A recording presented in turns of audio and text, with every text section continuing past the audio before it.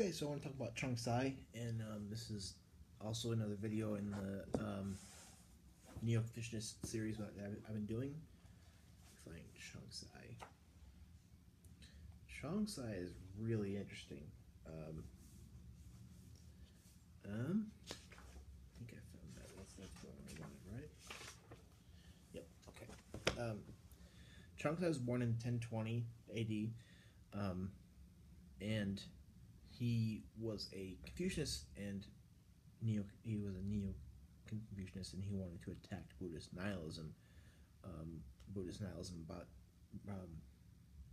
their metaphysical nihilism, and they wanted to reassert in a dominant way the Confucianist realism, and that's kind of what Xiaoyang was doing. That's what the Chang brothers were doing. That's what Chu Deni was doing. Master Chu Deni or Master Chu Shi, they're both masters. And then Chu Shi will be the video after this, I think. So main thing about Zhang Zai is the idea of qi, or vital force, and qi is the basic entity of reality, and basically it's the fundamental substance by which all processes can be explained, and basically you have qi is vital force, and I guess the main thing about Li and qi is that in most ideas of Li and qi is the physical part. Qi is that which moves, and it is active, and it is in everything, and it is everything, and everything is qi, and everything has qi in its entirety, is mostly qi. But then we have Li, which is principle, and Li is a very interesting principle in Neo-Confucianist theories, because Li is principle in that it is the moral foundation of it's the foundation of our morality, while it's also similar to the Chang brothers' idea of Tian Li. It's the ontocosmological foundation of everything, or at least it can be, and it is and can be a metaphysical foundation for things also, or a ontological foundation, whatever you would like to call it. It's a it is a metaphysical thing also, and it also has to do with heaven and Tian, whether we're talking about just Tian or Tian Li. Li has to do with heaven also. It has to do with doing right. It has to be with It has to do with adhering to moral standards put in place. So Li is a very complex principle, but the Li and qi thing is that qi is the physical thing and Li is the non-physical and passive thing. That to be a sage, you have to go through how self cultivation, tries to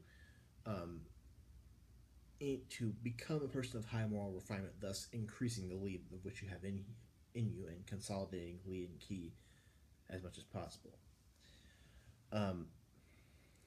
And Zhang Zai also had the principle of Taishu, or the supreme void, and qi makes it not this vacuum or this nothingness, but it makes it a source of world nature. Qi is a forever process of changing. It's wandering air. That's one of the translated things from a text of Chang. Perceptual changes of change of qi follows the pattern of the yin and yang. So again, he's going to take concept of Taoism, the yin and yang thing here, um, the the changes of ki that are seen follow the pattern of yin and yang.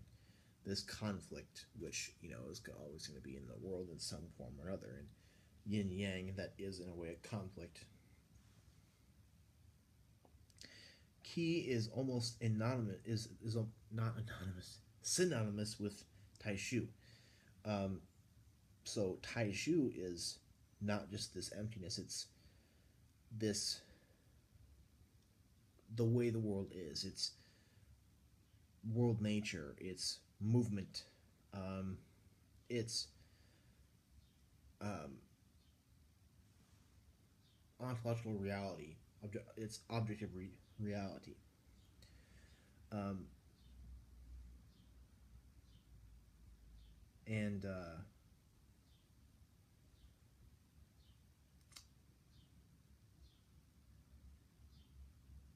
Chung dislikes the Taoist idea that non-being is the source of being, because like Taoism, you will find a lot of nothingness philosophy in Taoism, and certain Taoist thinkers would say that non-being is the source of being.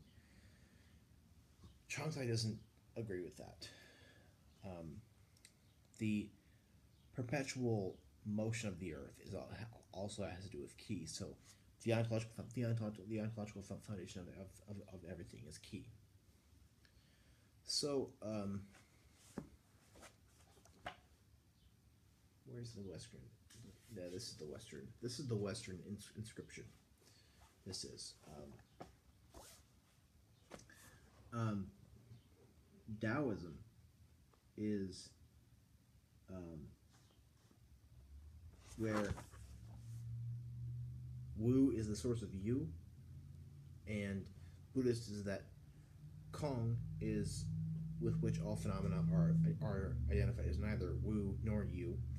But Zhang Zai's view is that Taishu is equal to Qi and dispersion, or Taihe is equals Qi and harmonious condensation. So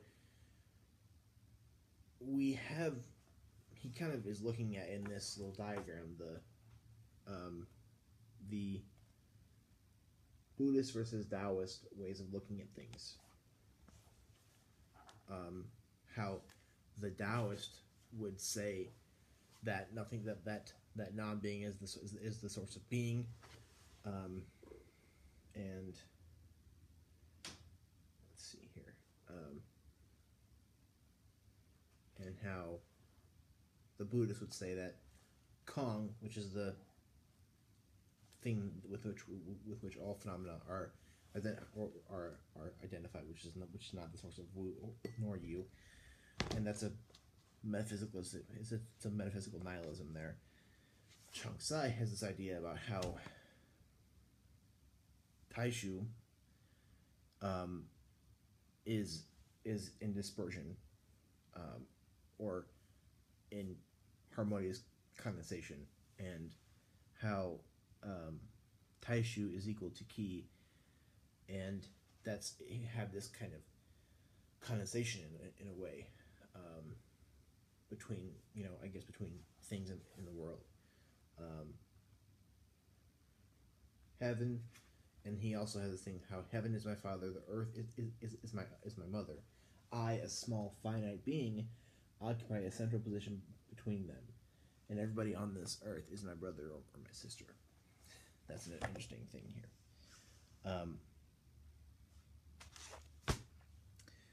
So Qian is my father, Kun is my mother, heaven is my father, earth is my mother, and we are all brothers and sisters, and all the animals are my companions, and filial piety and respect for age is also a very very important thing.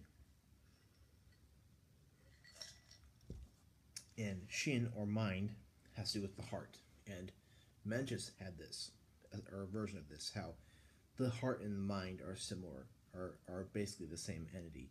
Heart mind, the mind isn't same as nature, but it's closely related. Um, and knowing is a process of interaction between conscious and external things.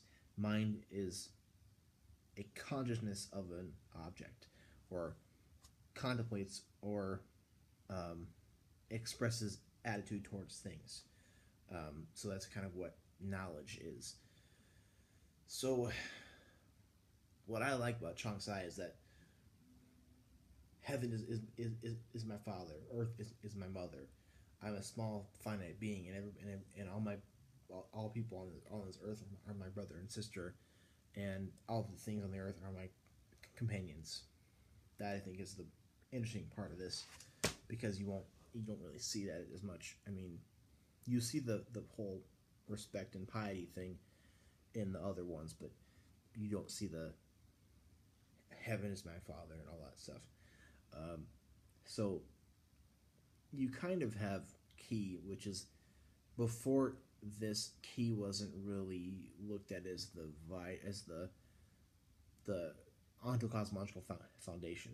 I mean, or the it should just be the ontological foundation. So um, this is kind of interesting, but how he's kind of arguing against pure Taoism. He's using a Taoist principle. He's arguing against Taoism, and arguing against Buddhism, arguing against theories of non-being, and how non-being is the source of being, and how arguing against phenomenalism and metaphysical nihilism to have this Confucianistic realism. So, if you think I've messed something up or left something out in talking about Mr. Chong or Master Chong, do let me know in the comments below.